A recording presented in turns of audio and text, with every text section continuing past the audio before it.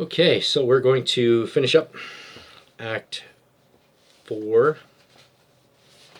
So we're going to end off the last two scenes of Act 4. All right, Act 4, Scene 2.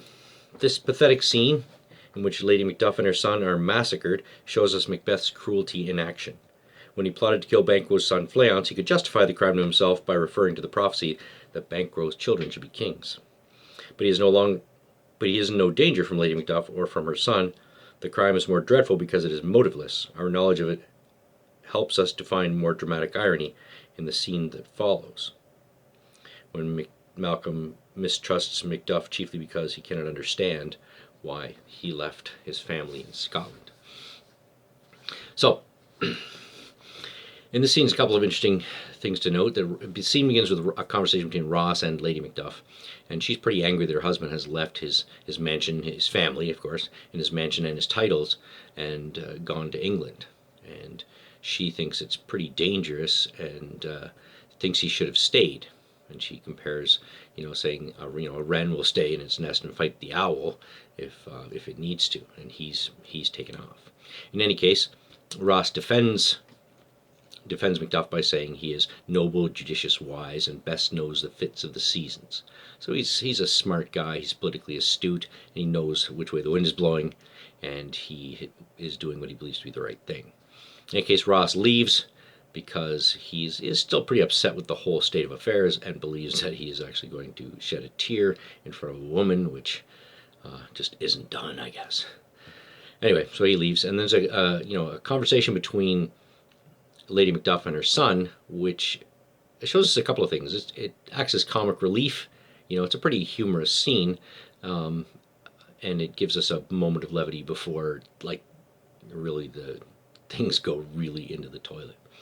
Anyways, and the young man is quite bright, and Lady Macduff says that Macduff is dead, and the young man says, no, if he was dead, you'd cry for him, and if you didn't, I'd probably have a new father, right? So he's a pretty precocious kid, and it's quite a funny scene.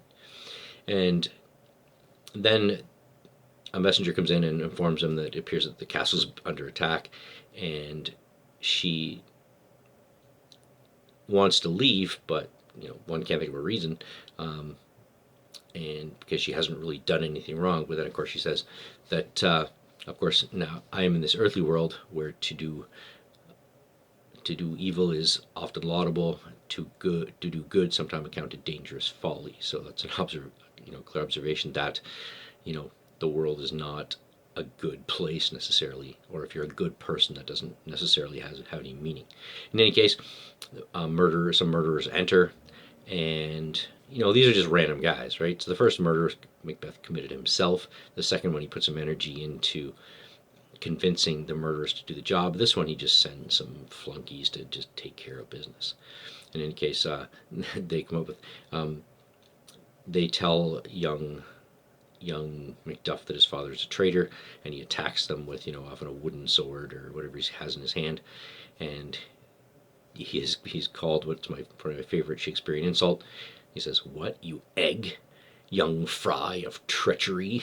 So, you little child, what are you trying to dare to challenge us? And he is stabbed on stage, and then typically they drag Lady Macduff off stage and murder, or sometimes they murder her there. I guess it all depends. Anyway, so by the end of the scene, Macduff's family is dead. Now the next scene, we go to England, and Malcolm is there, and there's a bit of a tip of the hat to King James in that James was descended from the king who was king at the time, King Edward, and James believed himself to have the same power that Edward had, which was the healing touch, that he could pray to God and lay hands on people and heal them. And so Edward's out doing that while Malcolm is in his castle. Anyway, Macduff shows up and takes a second for Malcolm doesn't trust him right away, and really puts him to the test. So unlike his father, who tends to trust people, he would be relieved that this Scottish noble is coming to call him back, but he doesn't trust he doesn't trust Macduff because Macbeth has been trying to draw him back to murder him, and he doesn't think anything bad has happened to Macduff, and so why would he trust him? In any case, so he puts him to the test, saying that he would actually be worse than Macbeth, that to your wives and daughters and mothers even wouldn't be safe. They would not fill up the cistern of my lust, right? So his lust is a well that pouring all of your women into would not fill it. And Malcolm Macduff says, it's okay. Girls like kings. You'll be okay. There's lots of women. And then he says, yeah, but I'm also greedy, right? I would forge quarrels with the nobles of the land just as an excuse to steal their wealth. And the more wealth I had, the more I would want. And again, Macduff says, it's okay. Scotland is a very wealthy country. You can't be as bad as you seem.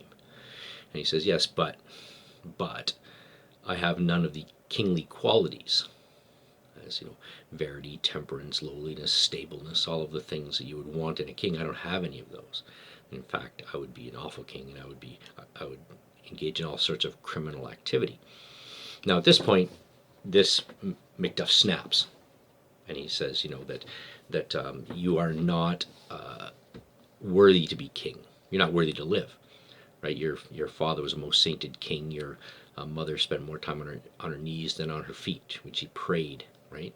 She lived each day as if she was dying, and so you're not worthy of Scotland. You're not worthy even to be the son of the father that you are, and he will not be able to go back to Scotland, knowing that he's going to be banished from Scotland, knowing that it's never going to recover. And now the passion of his response, as well as him not attempting to continue to justify or tell Malcolm is going to be okay, tells Malcolm that he's a good man.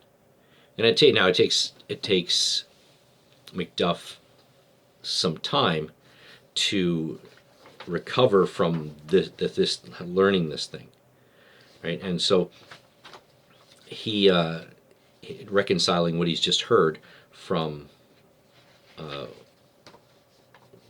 what the revelation that follows, but he finally comes there. Okay, well, we're going to go, and in fact, Malcolm reveals that in fact he's already been planning to come back to Scotland.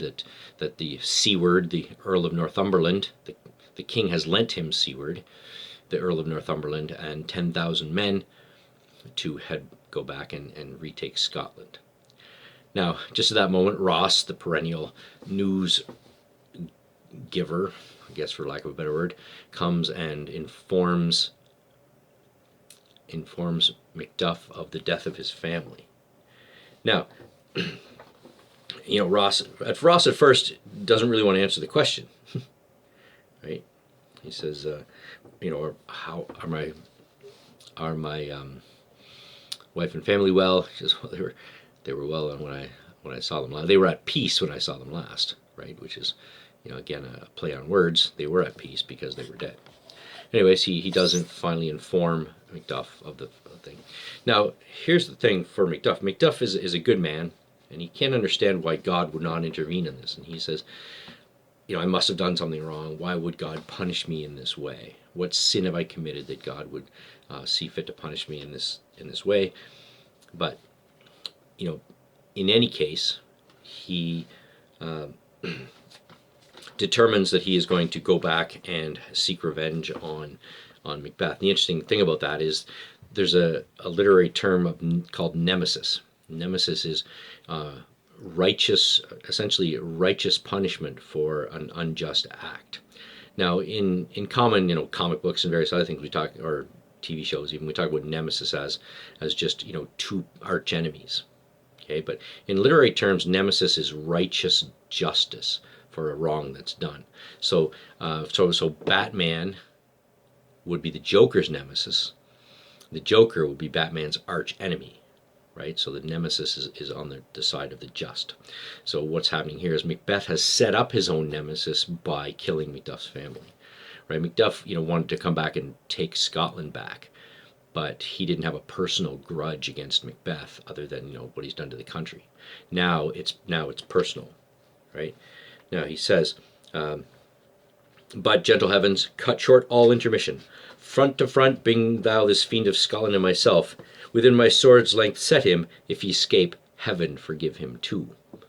Against the concept of trial by combat, right? So if Macbeth somehow manages to escape my sword, then heaven has clearly forgiven him. But he wants to cut short all intermission. The intervening time between now and when I kill Macbeth, make it short, please. In any case, they head off.